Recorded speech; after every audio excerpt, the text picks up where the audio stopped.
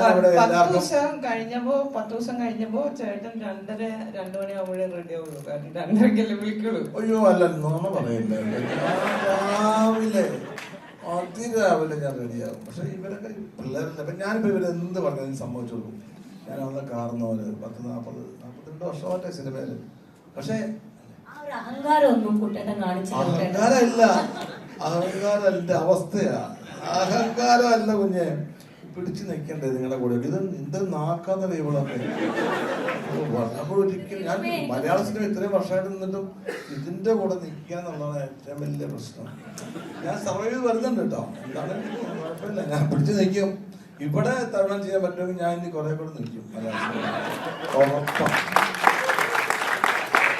ഇത് പാസ്സായ ഞാൻ ഇങ്ങനെ ഇനി എനിക്ക് എന്നെ ആർക്കും തടുക്കാൻ പറ്റില്ല. ഇത് പാസ്സായി ഞാൻ സുരഭി.